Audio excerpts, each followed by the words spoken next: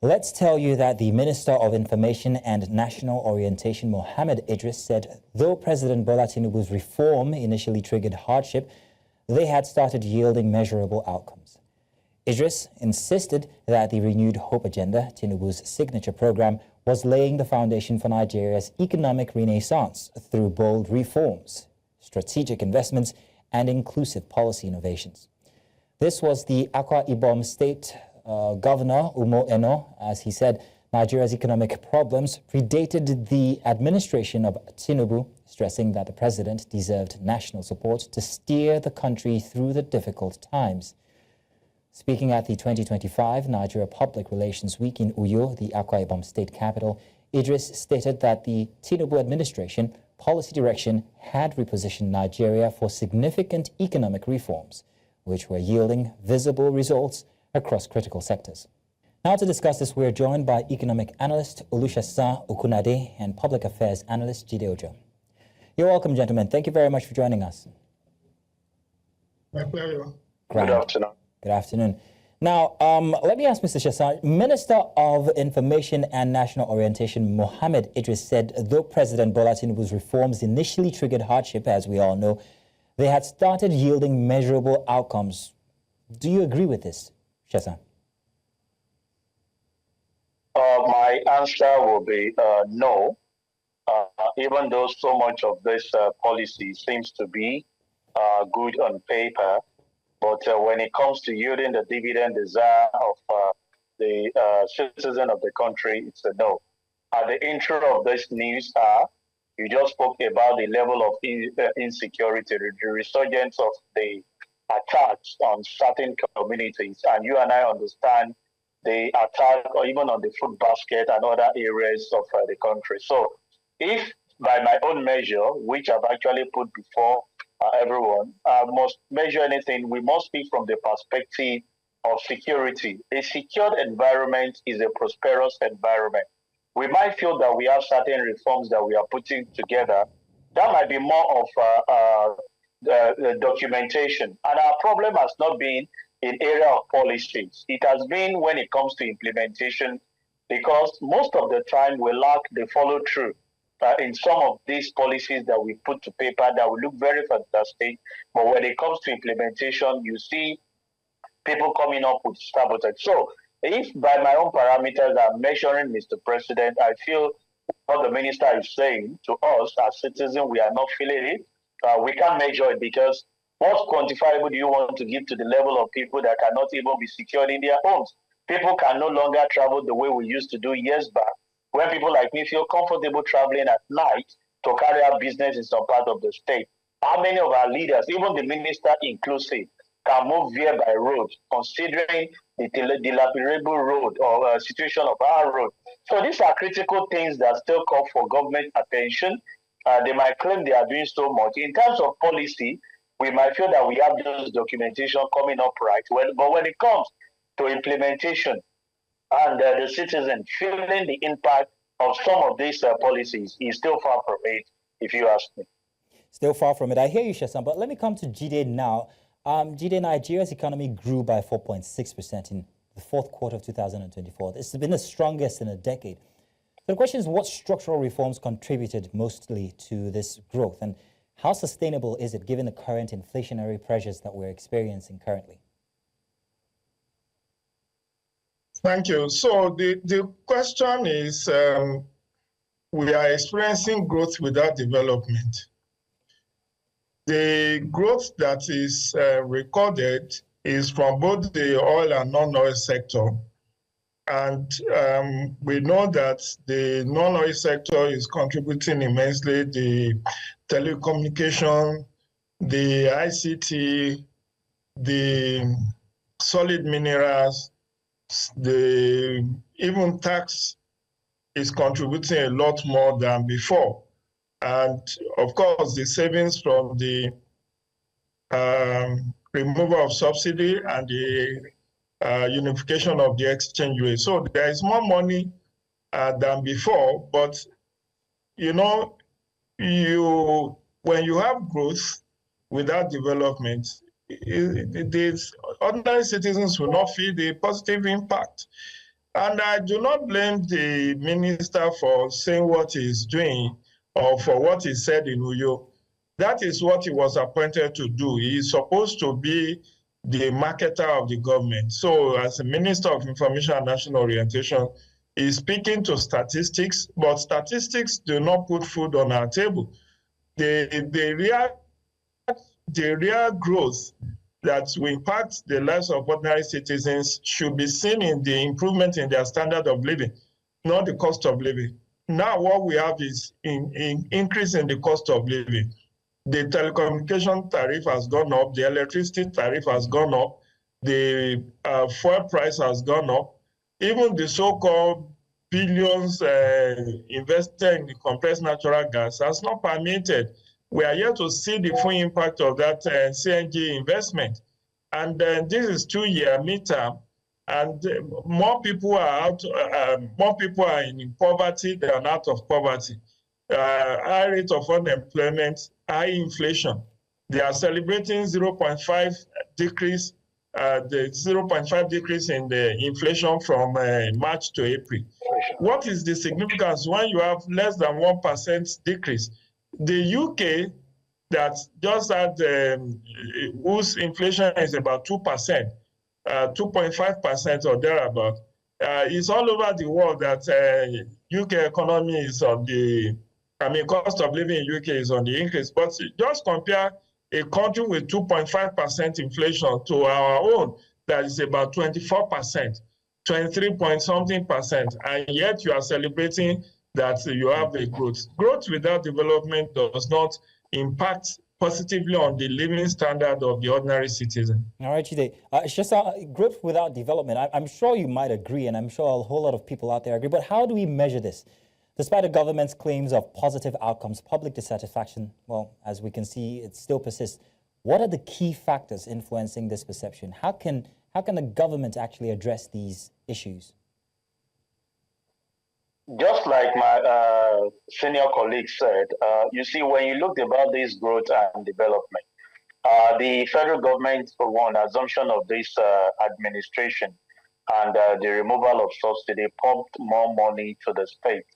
I will always say this, that what we've lacked in this country is having a system that monitors activities. And if you look at one of the judgment by Supreme Court to give autonomy to the local government, these are fantastic policy to actually drive home development right from grassroots. But you ask yourself, 1 year after that court judgment, do we have the implementation of this, that the grassroots can have impact of the money that is actually being shared? Don't forget that the government, through the new tax form, have intention of increasing the law that go to the state and reduce that goes to the federal government. That's why I said policy is not our problem, but our problem is always implementation. And what speaks to this is how much are we nipping at the bud in corruption, when certain funds are even disbursed to the people for the development of the citizen, and it's being cornered by few without anybody challenging them. What do you expect? Expect more people who have seen the action of the earlier carrying out more of those such devastating acts and impoverishing the people the more. I think the area we need to concentrate more is to build a system that checks the activity of some of how these disbursements are actually being carried out. If you go to several agencies and several of these ministries, we still see more money coming out. States are having more money, but they are even struggling to even take care of personnel, not to talk of develop good infrastructure, even when a lot of them have received so much. So I feel a monitoring mechanism lacks that which can actually develop us as a nation. And that's why we keep hearing that despite that they have actually stiffened the neck of the citizen to get more from us, and they have more at their disposal, we are not seeing that transforming to development, just like my brother said. So we must tighten up the area of monitoring some of the funds that have been disbursed, and that's nipping corruption. How much do we punish people that we have actually confirmed? Most of the time, it's always allegation for years, and that allegation will come and go, and a lot of them will use some of the funds that actually been mismanaged by them to even contest and use to suppress the people. I think this is another area we need to focus on. if we must go, punish people for wrongdoing, and the other people to serve as deterrent to others in perpetrating the same ill. Shasa, I hear you on 2 points there. You're talking about accountability and then trust. While you're talking about policies for accountability, then do we trust the grassroots apparatus enough to actually hand over this responsibility to them? That's a rhetorical question. Let me come to Jide. Jide, what additional policies or measures would you recommend to address the lingering challenges of inflation and also unemployment? Well, see, we are not short of course, we still need some legislations. For instance, in fighting corruption, we still need to do a lot more. We need the whistleblower protection law, and then we need to ensure that the anti-corruption agencies are well resourced, because monitoring is not even an end in itself. When you monitor, what are you monitoring? Do you have the capacity to monitor? Are you checking the right thing? Do you have do you get the right information to assist you in your monitoring exercise?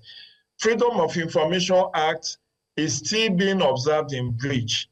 As a journalist, I'm sure, my brother, sometimes you run into a coup-d'etat trying to get verified information about certain ministries, departments, and agencies. Look at what happened with our refineries. We were told that the Warrior and Port Harcourt refineries have started to work. They made a show of it by inviting the media stations to come and see the newly refurbished refineries. But the Warrior refinery shut down less than 1 month after the celebrated restreaming.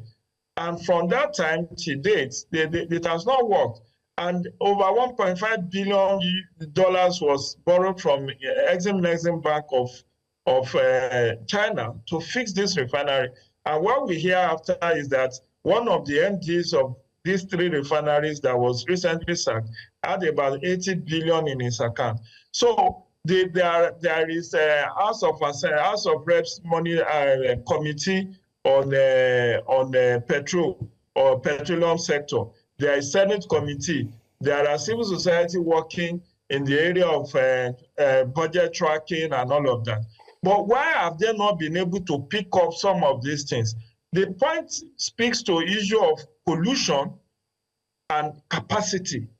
Because sometimes those whom you engage to also go and monitor are themselves, they are colluding. They don't have the capacity to even ask the right questions and see the right documentations to help with the tracking exercise that they have embarked. So that's why National Assembly will always do catch up.